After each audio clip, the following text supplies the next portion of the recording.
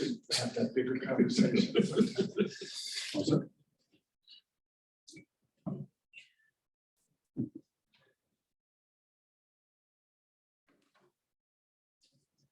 Deck up. Yeah, I'm just.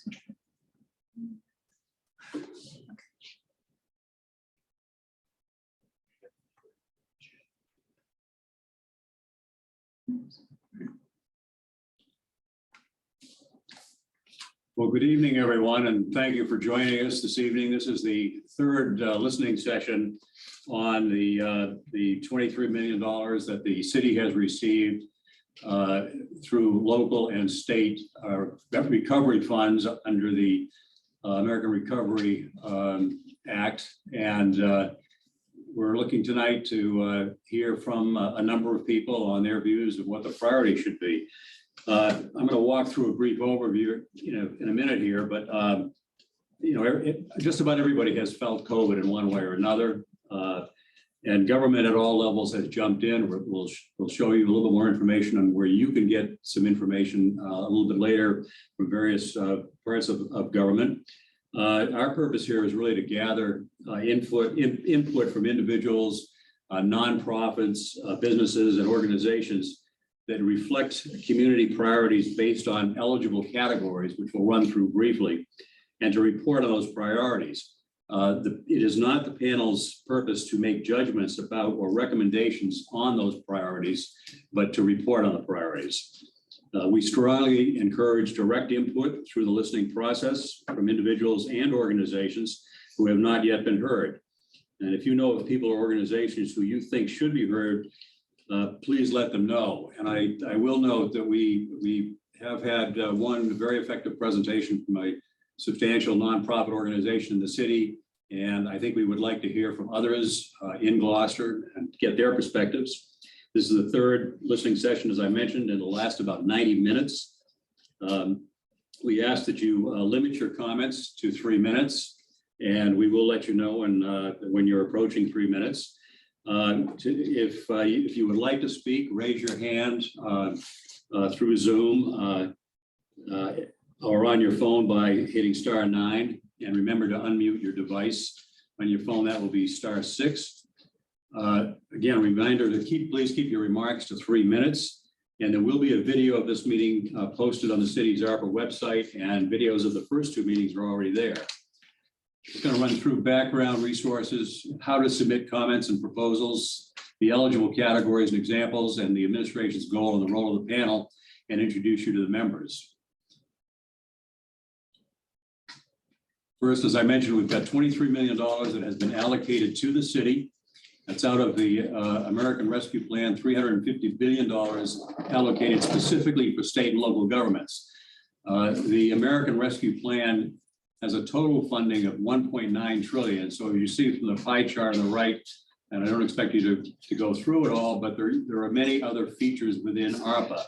And the state and local funding is represented by the yellow box on the left. There were some key dates here. March 3, 2021 is the date after which costs had to be incurred to be eligible. The funds must be obligated by the end of 2024 and must be expended by the end of 2026. If you go to the ARPA website, Gloucester ARPA website, which we strongly encourage you to do, you'll find information on the meetings that are coming up. You'll find a listing of the group members, but I think more importantly, if you look at the bottom 3 logos, you'll see a quick reference guide there. On the Department of the Treasury's website, you'll find extensive information on the funding, the eligibility of funding, the rules, the guidelines, and so forth. And you'll find similar information on the state website. One important element of this process is to hear from you in these sessions. But in addition to that, we urge you strongly to go to the website and provide information through a proposal form. So if you go to the website, and the second step would be you'll see a button, click here to submit a proposal, and that's on the overview page, and that'll take you to the funding proposal form. And it's a straightforward form that you can fill out, and you can attach information in support of your priority or in support of a particular funding recommendation that you may be making. Just a few examples here. There are 6 categories that the U.S. Treasury has identified as eligible, and here are a few examples that have been taken from Treasury documentation. So the first 3 on this page are supporting public health response, addressing negative economic impacts, and services to disproportionately impacted communities. And on the public health, obviously mitigation and prevention programs, testing, vaccination and behavioral health programs, negative economic impacts, housing assistance, investment, loans and grants to nonprofits and small businesses, support for impacted industries, and travel, tourism, and hospitality is mentioned specifically in the Treasury rules, but it's a much broader category. And there are industries obviously in this area that go beyond those 3 that would be eligible. And then investment in childcare facilities, schools and hospitals and related facilities. Services to disproportionately impacted communities, that would include educational and childcare assistance, as well as for the unemployed and those experiencing food and housing insecurity. And housing has surfaced in a number of categories and in a number of these conversations over the last 2 meetings. Next. So the last 3 are premium pay for certain frontline workers, infrastructure, and revenue replacement. And I think the premium pay is pretty straightforward on infrastructure. Wastewater treatment facilities are specifically identified as being eligible. The mayor has indicated early, or did indicate earlier in his administration, that a secondary wastewater treatment facility for Gloucester is necessary. It has been deferred since the 1980s, and we are operating under an exception and have been for all those years. And on revenue replacement, this is to ensure that traditional government services, including roads, buildings, and so forth, are funded. It's designed to address environmental impacts and public safety services, and as well as providing for administrative support, staffing, data collection, and analysis. So those are the 6 categories. If you go to one of the websites and find the Treasury's overview, you'll find much more detail on these particularly on these examples in these categories. From other communities, this is just a couple of charts, slides that have been pulled from what other communities have done under phase 1 of this program. And you can see housing pops up there a number of places, energy efficiency and renewable programs, open spaces, green spaces, and off-street paths, which then ties into transportation. Next one, Shelley. And the goals and the roles. The administration is seeking to do the most good for the most people. An example clearly is the long-delayed secondary wastewater treatment facility. Our purpose is to consolidate the input and identify issues, opportunities, and recommendations for administration consideration. And these proposals should help prioritize community benefits. There are 4 elements of this that we're asking you to consider. One is to describe concerns and impacts affecting organizations, individuals, and segments of the population. Next, to be as specific as possible in response to documented needs. 3, consists primarily of one-time outlays with long-term returns on investment. And 4, avoid ongoing funding obligations for the city. The members, I'd like to introduce you to the members. Joe Favazza, Paul Romery, Gretel Seeley, Tony Gross, Tom Balfe, and Jerry Oppenheim are sitting here with us tonight.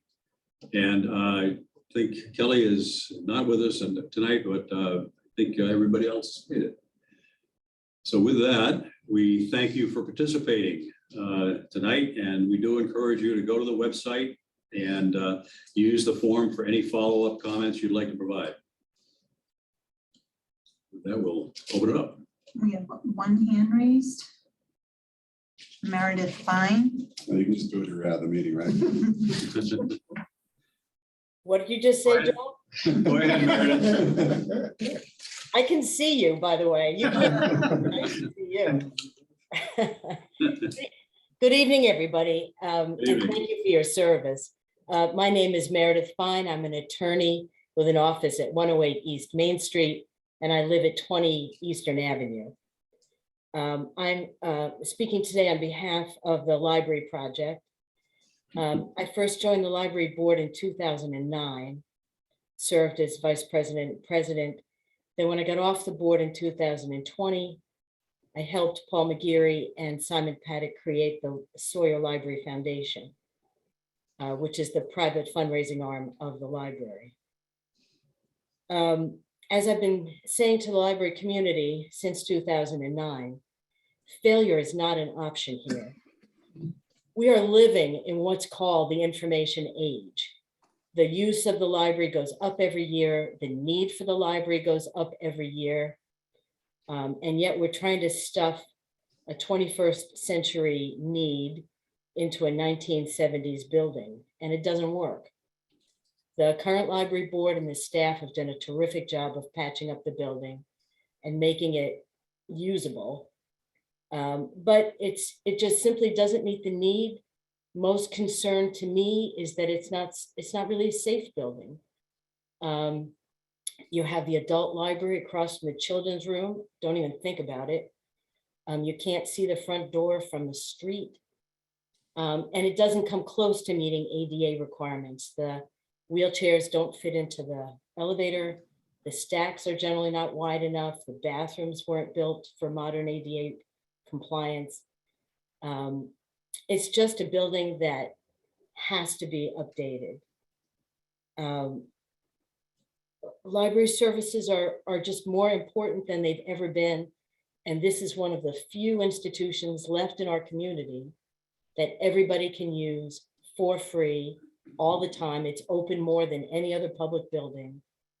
It meets many of the requirements that you just listed. And what you have here is a generational opportunity.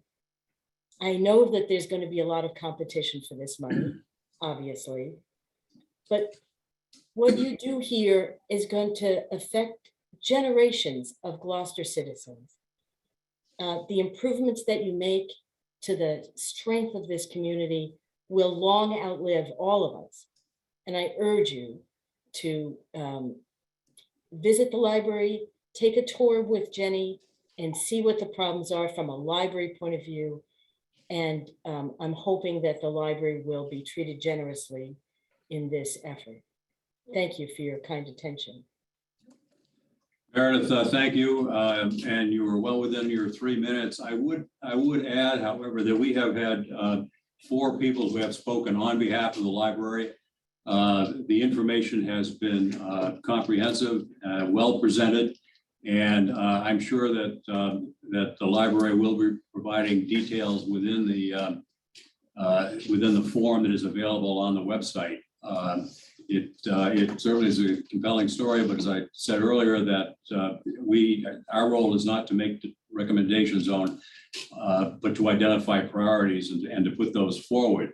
For others who are listening at this moment, who are involved in organizations, nonprofit organizations, of which there are many in Gloucester, we would encourage you to reach out to those organizations and perhaps suggest to them that this panel needs to hear from them as well. But thanks, Meredith, for the library, and those and the speakers that we had last week certainly provided some very good information.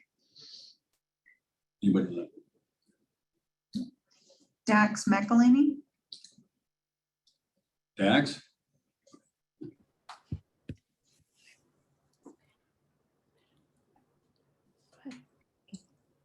Hi, my name is Dax McElhenney.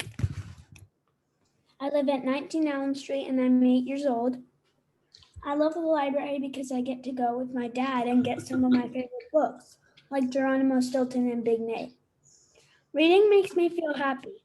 And whenever I get books from the Sawyer Free Library, I don't have to pay money. I just use my library card. I think it's important to expand the library because then lots more people can come there. I hope that Gloucester can use some of the ARPA money for an awesome library for everyone. Thank you. Thank you. You're welcome. Good job, Dax. Thank you.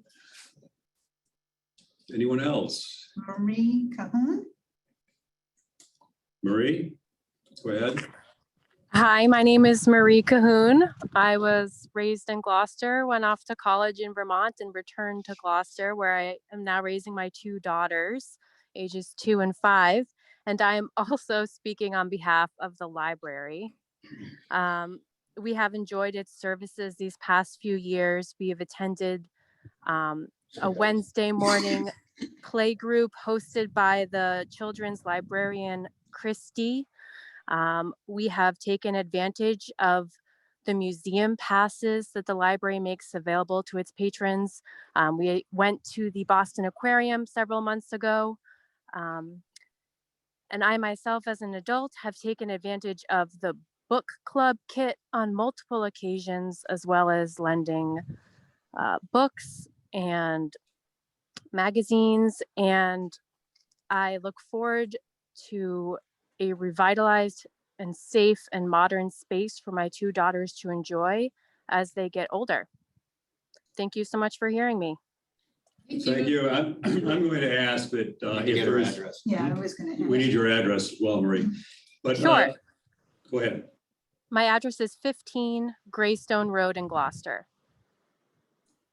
I'm going to respectfully ask that if there is someone else who wants to speak on behalf of the library tonight, that they please hold their remarks. We'd like to have an opportunity for others to speak if there are others who would like to speak. If not, then perhaps we can come back to the library, but we'd certainly like to get some perspectives on other issues that people have concerns about within the city of Gloucester.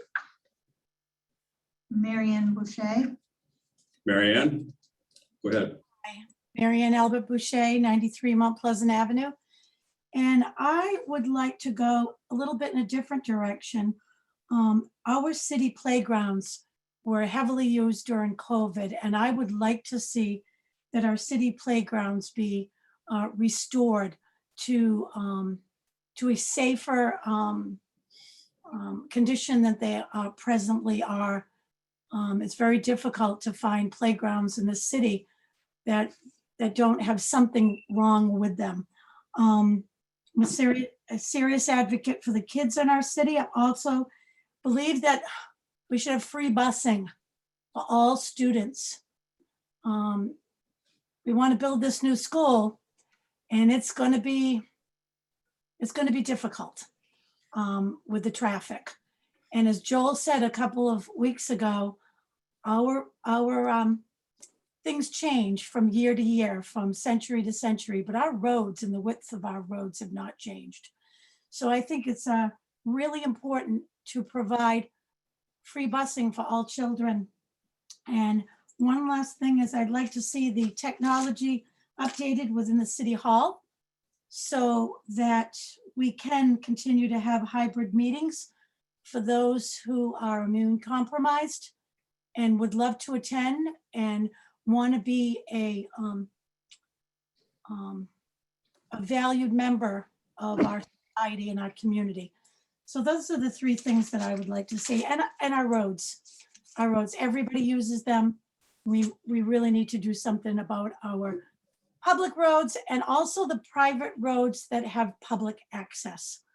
All of us, we don't like to pay for what is happening to our automobiles as a result of the numerous potholes throughout our city. So thank you very much. Thank you, Marianne. Those are very good points. I think this is a case where obviously you've given some thought to it. It will be very helpful to us, I think, if you can expand on those thoughts through the website using that form. I mean, you've touched on transportation issues, the open spaces issues, the roads, the technology issues, and it would be important for us to hear you expand on those thoughts through the website, if you would. Jerry Oppenheim has a question for you. Yeah, and just a couple of thoughts for that expansion that Carol just suggested that you put into the form that we had. One is on playgrounds. I think it'd be helpful if you could describe in a little bit more detail what you've seen. As how have the playgrounds deteriorated? What should we do to put them back into the condition that they should be in? And the other specific I was wondering about is the proposal for hybrid meetings at City Hall. And you mentioned immunocompromised people, and that was obviously a very important folks to include. But I wonder if you could give some thought to other categories of people, handicapped perhaps, or others. Absolutely. That was just giving one example. I can think of many different reasons why people may have to stay home. Children, their jobs require them to, but they could actually maybe participate in the meeting. There's just a handicap. There are many reasons why a person cannot physically attend, but the Zoom allows many more, as we've seen in the past 2 years, the incredible increase in participation. And the playgrounds, series of problems at our playgrounds, deterioration. And it would be great if our city, DPW, or someone would go around and look at each of them to find the deficiencies. There are some things that are extremely dangerous. And we've taken away, as we know, and you've all heard before, we've taken away at least 2 of the playgrounds in the last few years from the city of Gloucester. And our children need them more than ever now. Their mental and social well-being depends on the open green space. And I believe that that's true. So thank you. Well, thank you. And if you could put some of those thoughts in Yeah. writing, I think that. Yeah, Mary Ann, what you need to do is you need to put this stuff on, on the form on the website. That's the way it's gonna happen. Just telling us isn't, the end of it. You need to get it in writing for it to really be considered seriously. You've got a lot of good information there, so it would be very helpful to have. Tom, you have a question? Well, I was just wondering, sort of out loud now, to whether, as part of the open space plan, and I know the MAPC helped with that, whether there was any sort of assessment of the playgrounds with specific budgetary issues identified in that. So if there is somebody listening in from the open space committee, that would be good to hear as it relates to getting specific ideas in front of us.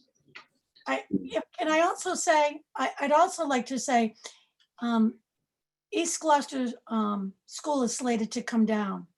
And while the school committee has a $4.2 million loan order, a part of that is to pay for the demolition, grading, and reseeding of that property. What is the plan? What is the plan for the restoration of that area? Are we just going to leave it? Or is there a plan moving forward that can enhance that area to make it more of an open space for more children and more families? We took away Mado, so let's try to make that better for the children and that want to use it. I live next door and there are kids that come from all over. So I'm a real advocate for the children of our city, and I want to see the One parks more. and playgrounds. One stuff, the group, it'd be interesting to as you do appraising the playgrounds, for instance, Rotary's taking care of stage 4 in the next year or two. The school park is taking care of Beaman and Plum Cove. That's only 3, and that pretty much leaves the rest on the table that, but I'm not aware of any programs currently in the pipeline. Deborah Frontiero? Wow, there's so many things that we can do here in our city. $23 million just feels like a drop in the bucket. There's so many wonderful ideas. The library, the playgrounds, the school busing, technology upgrades, roads, and I mean, I spoke last time on housing and the groups that I'm working with, the Affordable Housing Trust, the Housing for All Gloucester, we will be submitting very specific plans that will be a one-time outlay of funds that'll have a long-term effect in the city, because housing, affordable housing in this city is the basis for everything else. We are rapidly becoming a city of very, very diverse, well, I don't mean diverse, of less diverse incomes. The properties have been managed differently in a lot of other towns. And we're looking into that and getting a lot of information on what we could do here in Gloucester to make it safe and attractive for our families and to support our small businesses. Businesses are running on shorter hours, they're short-staffed. Some businesses here have not even been able to reopen because they can't staff. If you work in tourism, in the food industries, the restaurants, you can't live in the city. You can't afford to pay the rents. You can't afford to buy properties. Yeah, I want a great library and wonderful schools for our kids. I was a teacher for 40 years. But we've also got to be able to attract families to be able to stay and live here in our city. So there's just so much. We could spend, 123 million with blink of an eye, or 223 million. But I think housing is going to be the basis from which we can develop everything else in the city. So not to keep saying the same thing, but thank you. Dora, I have one question. Somebody else may have one too, but you had mentioned, you talked once before on this issue, and there are many parts of the housing issue, if you will, and to the extent, again, that you could provide information through the website on how you view, I mean, I think you mentioned before that you really get 20% as a potential number that the city might consider for housing, affordable housing, I guess, in the broadest definition. But where within housing do you see priorities? To the extent you could provide that, it would be very helpful. Yes, we're putting together proposals and they'll be submitted through the city website. Okay. And they'll be very specific, and Good. we're doing a lot of research into what other communities have done and the impact that seems to be having. We want, Okay. we know it's a one-time fund and we want the biggest bang for the buck to keep the economic diversity in our city for as long as we can. Gotcha. Anybody else? Or comments? Sunny Robinson. Hi there, thank you very much. Sunny Robinson, 20 Harvard Street. I'd just like to join Debbie in speaking to the priority of having at least 20% of this 23 million go to foster affordable housing. And I'd also tonight like to briefly follow up on the written proposal that I have submitted, which focused on identifying the 7, 8, 9, whatever it is, city-owned properties that, as I understand it, are all small properties and scattered throughout the city, and evaluating each of them for the possibility of forming a partnership with one of the not-for-profit housing corporations in the area to provide small units of housing, single family, duplex, triplex, or quads that in fact would very much fit within the neighborhood as one very specific way to in fact use some of this money to foster infill housing on available properties and have the city make those properties available at either reduced cost or no cost to in fact foster affordable housing. And again, home ownership housing is a piece of the affordable housing network of needs that we need to see get supported. So as Debbie said, our Housing for All Gloucester we'll be submitting an even more detailed proposal of the multitude of ways in which we can go about using some of this money to foster affordable housing. And I thank you for your attention. Thank you, Sonny. I think that the way you described is what the city is looking for. That's that kind of input. No, the hands raised at this time. There are no other hands that are raised right now. Let me just ask any of the panelists if there's any questions that you might have of a general nature or specific area that you might ask any of the people who are on the call to perhaps respond to. Well, I'd be curious if you could speak to the people listening. You know, everyone's coming here because this is the city-run group and the money's going to the city, looking at city properties in the city. But this is, you know, the city would be able to, through grants, reach out to private entities, private, you know, properties, that sort of thing. So it might be good for you, just kind of like, you know, give a quick spiel, but we'll know that this, you know, doesn't have to be, for instance, city-owned property. If there's a distressed private property that can't move for one reason or another, it's not economical, and the city said, hey, you know, we'd like to do something with you. Like this money could be used to move that stick a little further, right? That sort of thing. Yeah.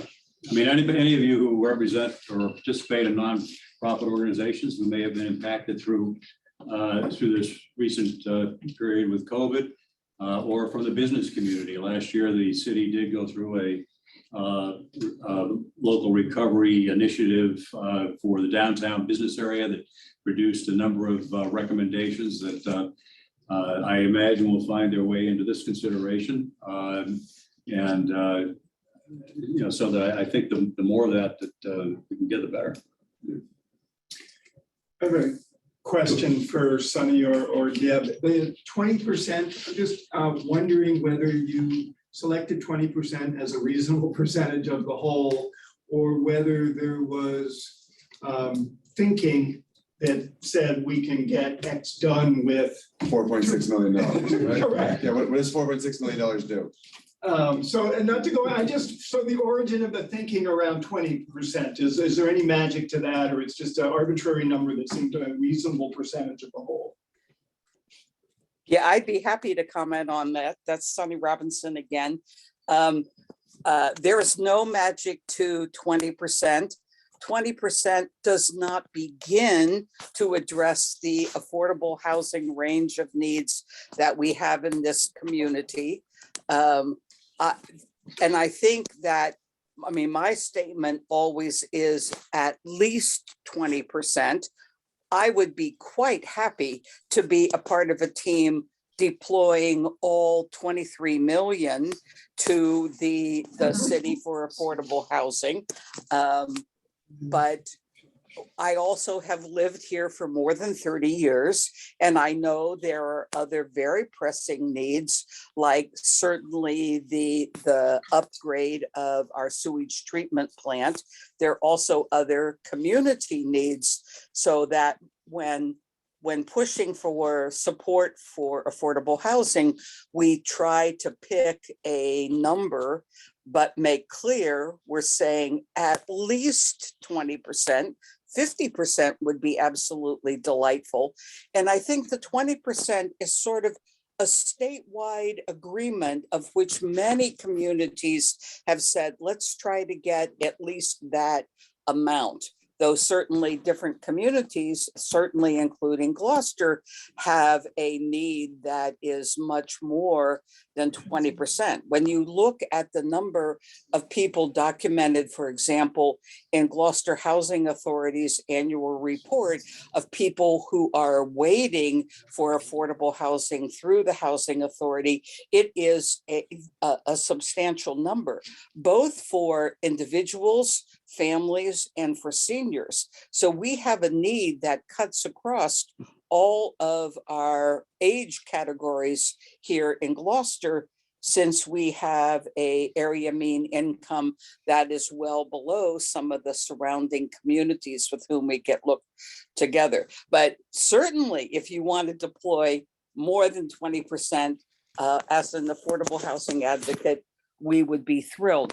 And you'll see in the documentation that Housing for All Gloucester hopes to be submitting by the first of next week before the next hearing, that we are able to identify 2 pages of ways in which affordable housing money could be used, including the rehab issues that Joel was just mentioning, including during some upgrades within the existing affordable housing that we have, so that we preserve that affordable housing ongoingly into the future, as well as creating new kinds of affordable projects.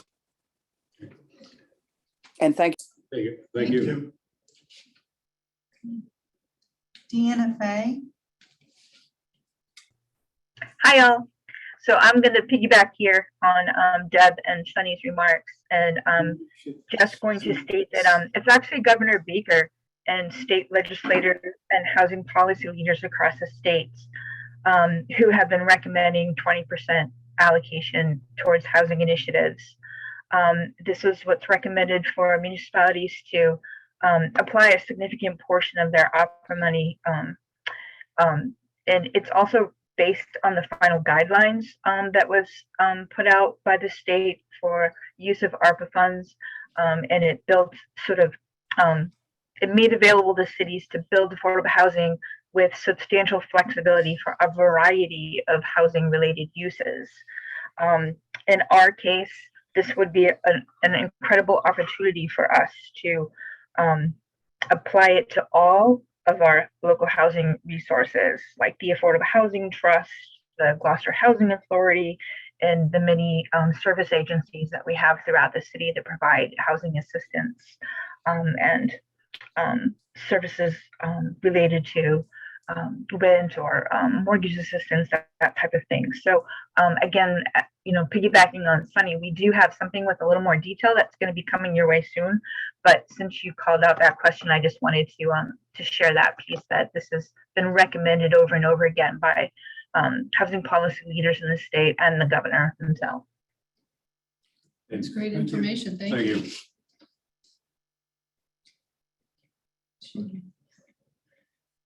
Beverly Palmacy, Mackey. Can you state your address? Yes, 8 Commonwealth Avenue. Okay, go ahead.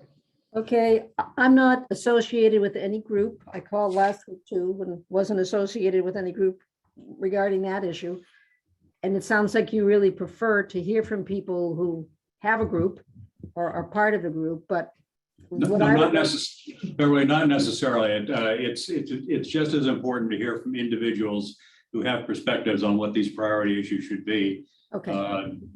But there are opportunities here for some groups that are well organized dealing with some of these issues to also participate, but we are not hearing as much from them as we thought we might. Okay. So go ahead. Okay. I've been here 29 years, and it seems to me that in the earlier years, the city offered the people who lived here either free or subsidized opportunities or activities. And it just seems like it's been a very long time since I've noticed anything like that. And some of they were through different departments in the cities. One of those things was rain barrels at a lower cost. And I think that would be a benefit to a lot of people.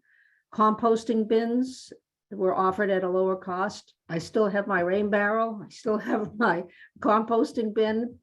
I'd love to see more of those distributed, around the city.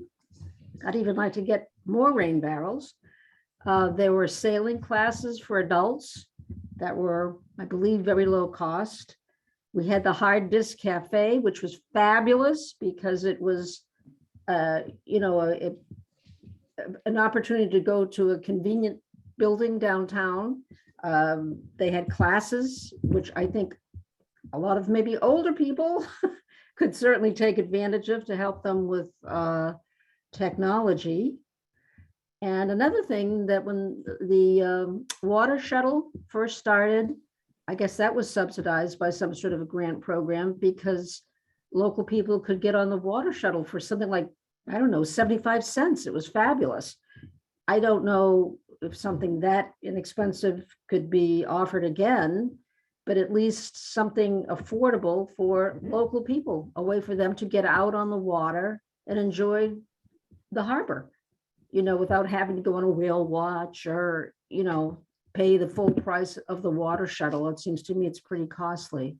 So things like that, I think that the city needs to go back in that direction, just to offer benefits to people in the city that would, make their life easier or even more pleasant. So that's it. Thank you, Beverly. Thank You're welcome. Thank you. Valerie Nelson. Valerie? Thank you all. Certainly support all this creative proposal making around affordable housing, but I actually have, again, for the third time, some procedural questions about the activities of your committee and who will make the final decisions and on what basis. Just before this meeting, I listened to an hour or two of Brookline, Massachusetts, where they do have 20 weeks of public engagement with a committee. They have a screening process which defines whether the proposals are actually eligible. It's kind of a committee and the town staff and a final vote by the selectmen with a lot of public input all along the way as to what proposals are coming in and which ones have the most support. Clearly, their committee makes recommendations. So let me circle back around in terms of, could you answer, please, what the exact role of your committee is? Is your committee going to screen proposals for eligibility? No, we are not. That is not our role, Valerie. We're not Brookline. And our role is a very limited role. It is the city government that will make the decisions. Our role is to try to solicit as much input from members of the public, individuals as well as organizations, on what they see as the major priorities. We hear a lot about housing, we've heard about food, we've heard about transportation, about healthcare, about senior citizens, libraries. Soccer. So, the transportation issue has come up a couple of times. Our role is limited to trying to get information that we can provide to the administration as soon as possible, because the time is going by, and we will gather that information. The information that's coming through the forums will go to the city, but we are not the subject experts who will weigh the merits of individual proposals within the context of eligibility and examples. That is for the city to do. And to put a finer point on that, my understanding is that the city council took their vote to authorize the acceptance of this money. So this is sitting with the city administration, so sitting with, the city hall, right? So, like that. It's all the mayor. Yeah, so the answer is Mayor Verga and Mayor Verga's staff will be the ones going through what we send to them as here's what we heard. And here's, the ideas that were put forth to us. We're just a conduit, but the procedure you just outlined is very different. It's not going to city council. We're not putting our thumb on the scale. It's just a conduit of information from the public distilled to city staff, and city staff will work with Mayor Verga to make a decision as to how this money gets allocated. I think there are a couple of other important points too. This is, Brookline may have started their process under phase one, which began in March of 2021. That was an interim rule that while that interim rule was in effect, Treasury was getting comments, analyzing those comments. They issued a final rule in January of this year, effective April 1, in about a 500-page document. And the Mayor Verga initiated these listening sessions to try to move this process forward as quickly as possible, given that we've got the final rule April 1. Would note as well that the final rule provides cities and towns with much more flexibility as to how funds are used and how a city makes a case for using these ARPA funds for public purposes. So the city's in a good position in terms of the flexibility around the final rule. It is complex. Oh, the second point I'd make is as the city goes through its process, it's going to have to consider at some point, I think, alternative streams of funding. And there's the infrastructure bill. There's the governor looking at allocations within several different bills. There was the original CARES bill. There are several bills, if you go to the Treasury's website, that are also relevant to this. So this is one piece of a much larger picture. Now, what we would like to know is what members of the community view as their priorities for the possible use of these funds. And it can range from public spaces to the adequacy of ventilation in schools and public buildings, the use of public buildings, open spaces, schools, libraries, childcare. So it's important for us to get as much information, and I think diversity of views on the range of topics that could become eligible. There's no hands raised this time. No hands raised. No one has their hand raised right now. If there is someone who would like to add a comment or Jenny Benedict. Valerie still. She was done. Jenny? She's gone. Yes, hello. Hi. So good evening. I'm Jenny Benedict. I'm the director of the Sawyer Free Library at 2 Dale Avenue. And I would like to speak for a few minutes on the importance of broadband expansion and the benefits to the city of Gloucester. So on broadband expansion? Yes, please. Okay. Can you hear me okay? Yes, we can hear you. Great. So the 2025 Sawyer Free Library features the expansion of broadband and network infrastructure to and throughout the renovation of the existing building and the new 15,000 square foot addition. A new fiber connection will power both a wired and a wireless public network. And this expansion in bandwidth supports a new digital makerspace, which is a collaborative learning space for people of all ages to explore and participate in hands-on learning with the technology of today and tomorrow. So key amenities in the digital makerspace include an audio recording studio, a video recording studio, a digital media creation workstation, a digitization workstation, and a lab of 12 public computers. These tools, along with our tech-savvy staff, will support people to learn how to create and participate in the online world. So to just give a few examples, people will be able to film and record video and audio content and then edit it for podcasts or video presentations. They'll be able to learn to develop a website and to add e-commerce functionality. In essence, they can become participants in the online marketplace of services and products. So broadband access is really the essential foundation for participating in our digital economy. And investing in the 2025 Sawyer Free Library puts that access into the hands of the public and makes digital learning an opportunity for everyone in our community. Benefits to the city of Gloucester include economic growth, improved educational opportunities, greater employment opportunities, and enhanced competitiveness for businesses.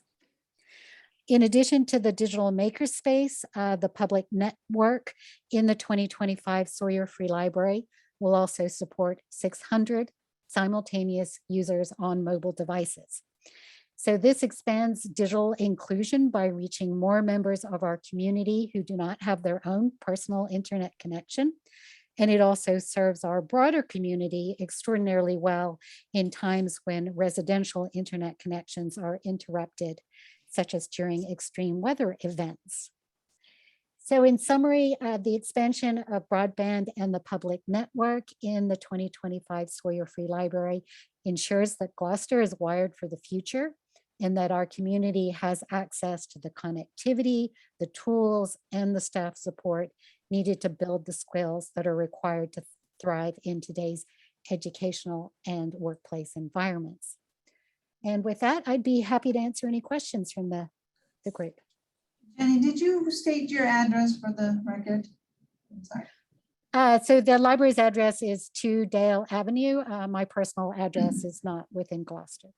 Okay, thank you. Thank you. Yeah, sorry, I was gonna ask, so you said that'll support 600 simultaneous users. What can the library support now? So currently, I would say we support about a third of that. Wow, so it's a big expansion. Thank you. And I mean, I know that number sounds like a lot, but people do tend to have multiple mobile devices. Sure, also. yeah, I can imagine. Yeah. Yeah. And I will say when the last extraordinary weather event that we had people sitting on the floor because they were coming into the library to use our connectivity. Jenny, have you ever seen any statistics on residential broadband access? How many households don't have it? I know the schools ran into problems when they were no longer in session, trying to rely on online services. I didn't know if you had any sense of how pervasive the lack of access might be. Yes, I believe lack of access is currently running about 20% of the population. Citywide. Citywide, yeah. Thank you. I don't think that's due to infrastructure though. I don't think that's due to infrastructure. No, I'm just, how many people just don't, can't afford it or.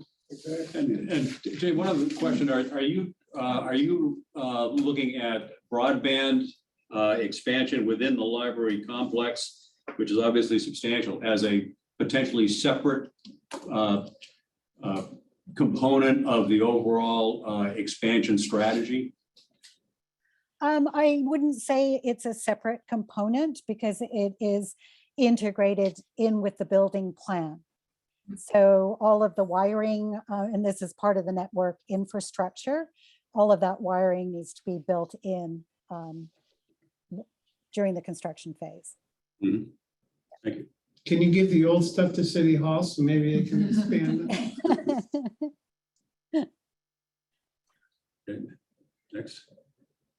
So Marianne Boucher and Valerie Nelson have Okay. their hands raised again. Okay, well. Marianne Boucher. Hi, again, Marianne Albert Boucher, 93 Mount Pleasant Avenue. There's one really important piece that I neglected to say previously, which in lieu of what has happened in Texas last week, and listening to the school committee present their budget, I know that the superintendent spoke very highly of the resource officers that they have at Gloucester High School as well as O'Malley. And they were hoping to bring in at least one resource officer that could go from elementary school to elementary school.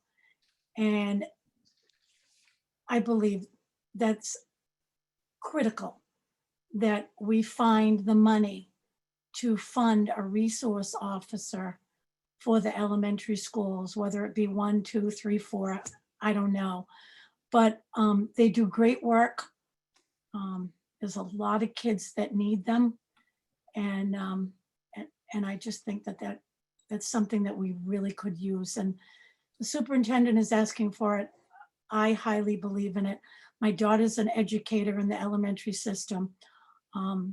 I worked at O'Malley for a short time, and these people are needed. So thank you. Thank you. Thank you. Valerie Nelson. Valerie?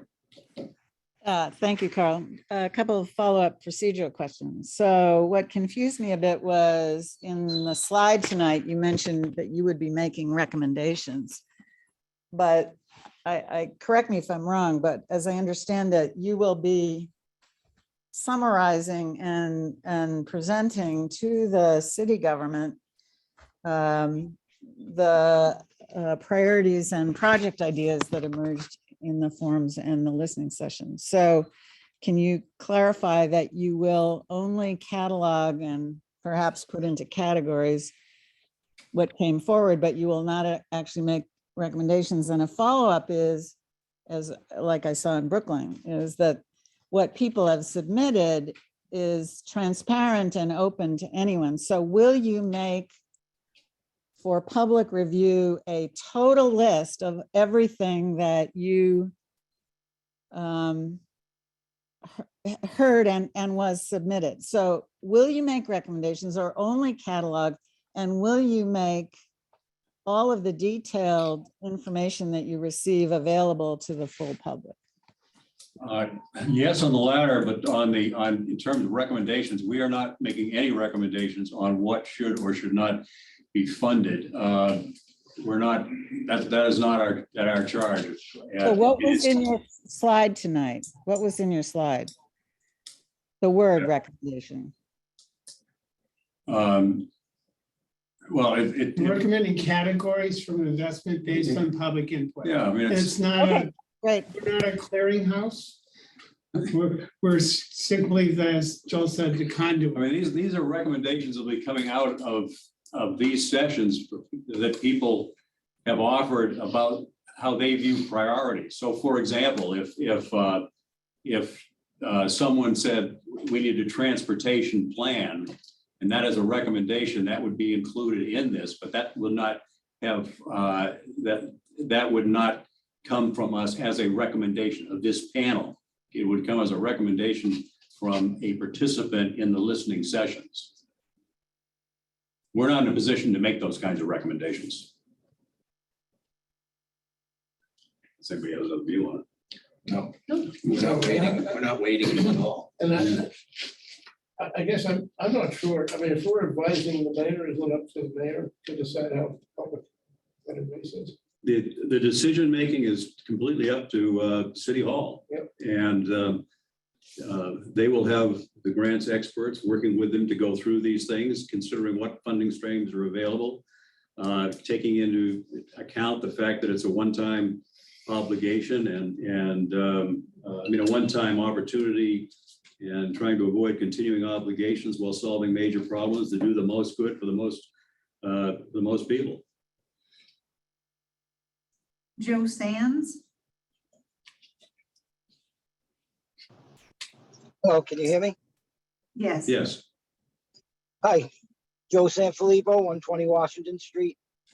I called in last week about the commercial fishing training center that I have going right now, and I'm just trying to expand and talk a little bit more about it. Joe, yeah.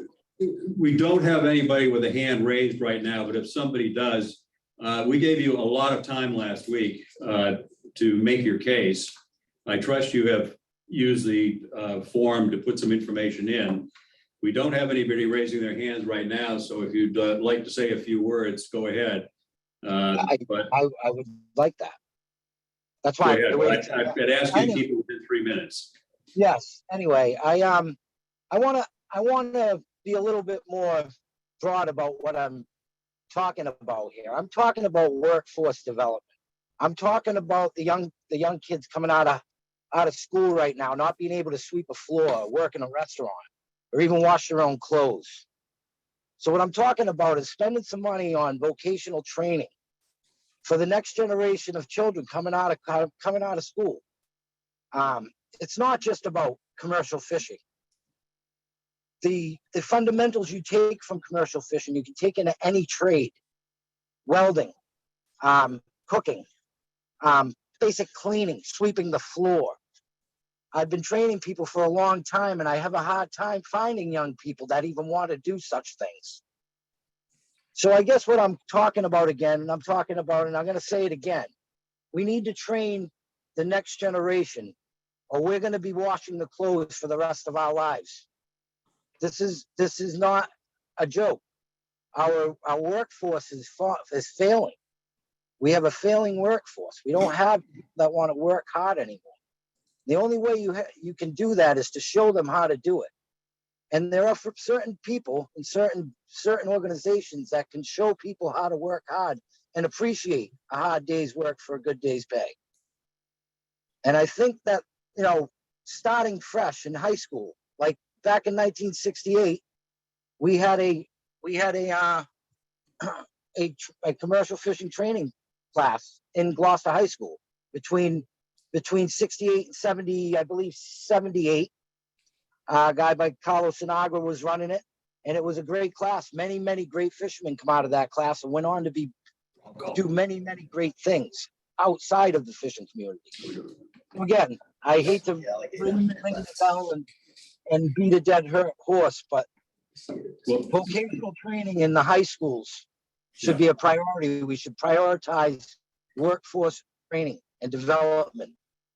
For No, I don't youngsters think you're coming out beating a dead horse on this. The broader issue of workforce development seems to be extremely important. You touched on an issue that has come up in a number of different forums about the aging workforce, particularly in the crafts, how difficult it is to find skilled workers. The utility industry is facing it big time, and the crafts certainly are. And there are well-paying jobs that are available, and finding ways of incenting people to pursue careers in fields, whether it's in utility work or the crafts or fishing or whatever it is a very important subject and a very broad one. So appreciate that comment. Anybody else? No one else has their hand raised. No one else has their hand raised. Well, we thank you for your participation tonight. We have 2 more sessions that are planned right now. We are hoping to get additional input. I'd like to see some more participation and on a number of topics, different perspectives. And if you again know of organizations that have needs that have stemmed from this recent past with COVID, and who may not have heard that they have this opportunity, please share information with them. We'd appreciate it. If anybody else have any final comments? Anything you'd like to? Nope. Thank you. Thanks, Thank everyone. you, everyone. Thank you. Thank you.